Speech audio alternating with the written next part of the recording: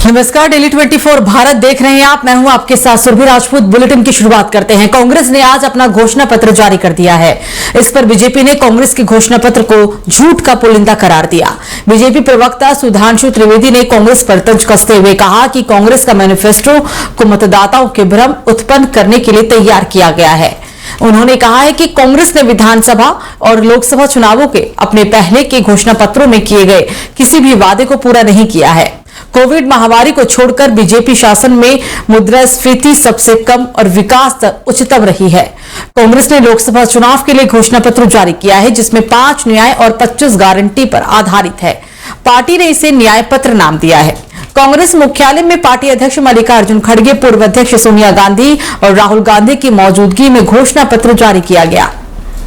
एक दूसरे के प्रति अविश्वास से भरा हुआ, केवल निजी स्वार्थ के आधार के ऊपर एक दूसरे को मात देने की भाव से आकर खड़े हुए, अपने अपने परिवार और भ्रष्टाचार को आने के लिए खड़े हुए भ्रम से भरा हुआ एक गठबंधन। तो ये भ्रम का, झूठों का पुलिंदा और दूसरी तरफ भरोसे की गारंटी। तो मोदी की गारंटी जो भरोसे की गारंटी है और भ्रम का पुलिंदा जो उनके बयान से लेके और फोटो तक दिखाई पड़ रहा है। देश की जनता, विवेकपूर्ण जनता इसके ऊपर सम्यक विचार करेगी। और मैं ये कहना चाहता हूं, जो कांग्रेस की फितरत रही है, आदत रही है, शरारत रही है, उसी के अनुरूप उन्होंने एक बार फिर भ्रम पैदा करने के लिए ही इस प्रकार का मैनिफेस्टो दिया है, जिसमें से एक भी चीज ना उन्होंने केंद्र में रहते हुए कभी पूरी की, न राज्य सरकारों में रहते हुए पूरी की है। धन्यवाद। तो आगामी लोकसभा चुनाव को लेकर सभी दलों ने अपनी तैयारियां शुरू कर दी है और इसी के चलते बिहार में आरजेडी और मुकेश सहनी के एक साथ चुनाव लड़ने की बात भी अब सामने आ चुकी है। इसको लेकर बिहार के पूर्व उप मुख्यमंत्री और राजद नेता तेजस्वी यादव ने कहा कि मुकेश सहनी ने अति पिछड़ा समाज के लोगों के लिए काफी संघर्ष किया। जिस प्रकार से बीजेपी ने इनके दल को तोड़ने का प्रयास किया है, वो भी हमने देखा है। जो लोग कल्पना कर रहे हैं और 400 पार का नारा लगा रहे हैं, इस बार बिहार की धरती उन्हें धूल चटाने का काम करेगी और इस बार बिहार चौंकाने वाले नतीजे भी देगा। और इसी के साथ राजद नेता तेजस्वी यादव ने कहा कि राजद 26 सीटों पर चुनाव लड़ेगी और हमारी पार्टी ने फैसला किया है कि हम अपने कोटे से मुकेश सहनी की पार्टी को 3 सीट देंगे। 3 सीटें गोपालगंज, झंझारपुर और मोतिहारी की होंगी। 26 सीटें जो है राष्ट्रीय जनता दल चुनाव लड़ेगी। तो हम राष्ट्रीय जनता दल अपने कोटे में से उस 26 सीटों में से हम 3 सीट जो है मुकेश सहनी जी को,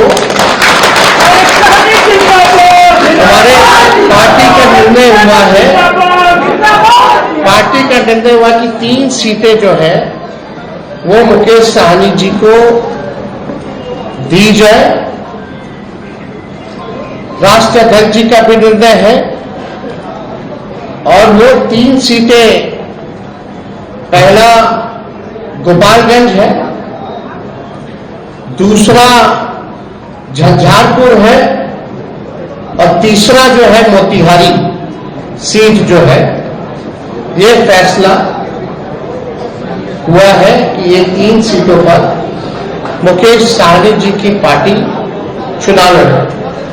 भले ही अलग पार्टी हो, लेकिन हम सब लोग मिलकर के साथ चुनाव लड़े। तो वहीं एआईएमआईएम अध्यक्ष असदुद्दीन ओवैसी का बड़ा बयान सामने आया है। बता दें कि दिवंगत मुख्तार अंसारी के परिवार से मिलने के बाद ओवैसी को धमकी भरे कॉल आए हैं और इस पर आज असदुद्दीन ओवैसी ने बड़ा बयान दिया। ओवैसी ने मीडिया से बातचीत करते हुए कहा कि देश में एक माहौल बन चुका है जिसकी वजह से इन लोगों की बकवास करने की हिम्मत बढ़ रही है। ये लोग जो खुलेआम इस तरह की धमकियां दे रही हैं, हम तो सिर्फ चुनाव आयोग से उम्मीद करते हैं कि वो इसकी निगरानी करें।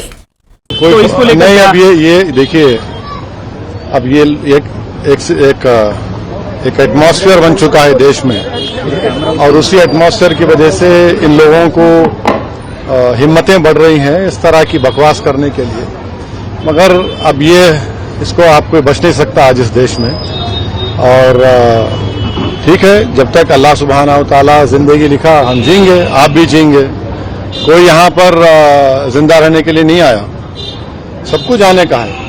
मगर ये लोग जो ओपनली जो इस तरह की धमकियां दे रहे हैं, हम तो सिर्फ इलेक्शन कमीशन से उम्मीद करते कि उसका आपका एटीएम कार्ड या मस्जिद में मौजूद है, आके लीजिए। उसका मॉनिटर करे। तो समाजवादी पार्टी कार्यालय पर पहुंचे सांसद तेज प्रताप यादव ने पत्रकारों से बातचीत की और पत्रकारों के सवालों का बेबाकी के साथ जवाब भी दिया। उन्होंने बीजेपी पर निशाना साधते हुए कहा कि पिछले 10 सालों में सरकारी एजेंसी का दुरुपयोग हुआ है और आजाद भारत के इतिहास में कभी किसी पार्टी ने ऐसा नहीं किया। भले ही आपातकाल घोषित नहीं हुआ है, लेकिन माहौल आपातकाल से कम नहीं है। कन्नौज से चुनाव लड़ने की संभावना पर भी तेज प्रताप यादव ने अपनी प्रतिक्रिया जाहिर की और कहा कि लोकसभा की सभी सीटें महत्वपूर्ण हैं। ऐसे में कन्नौज की सीट पर राष्ट्रीय अध्यक्ष अखिलेश यादव जल्द ही कोई निर्णय लेंगे और किसे कहां चुनाव लड़ना है और जहां जिसकी जैसी जरूरत होगी उसके अनुसार उसको काम दिया जाएगा। क्योंकि सरकारी एजेंसियों का दुरुपयोग जितना इन 10 सालों में हुआ, मैं समझता हूं उससे पहले आजाद भारत के इतिहास में कभी किसी पार्टी ने नहीं किया। भले ही आपातकाल घोषित ना हो, लेकिन जो माहौल है वो आपातकाल से कम नहीं है।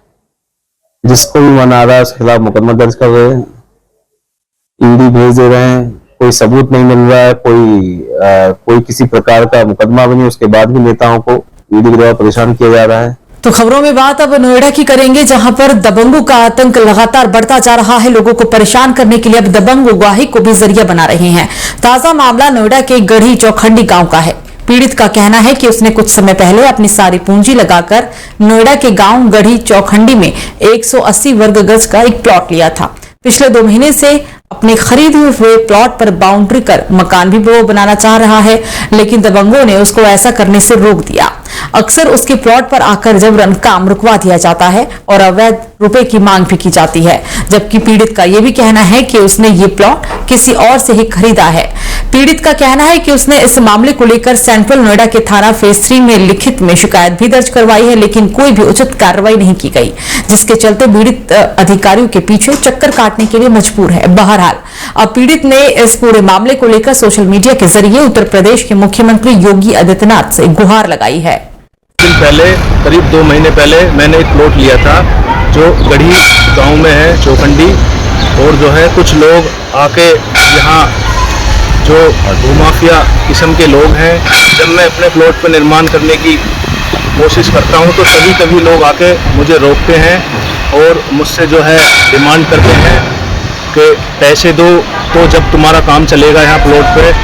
और जो है ये मैंने प्लॉट लिया है शोभाराम यादव से, और जो भी मैंने बुलाए हैं तो उनसे भी उन्होंने बोला कि ये ज़मीन हमारी है और ये हमने कॉलोनी काटी है, काम जब करेगा यहाँ पे जब हमें पैसे दे देगा।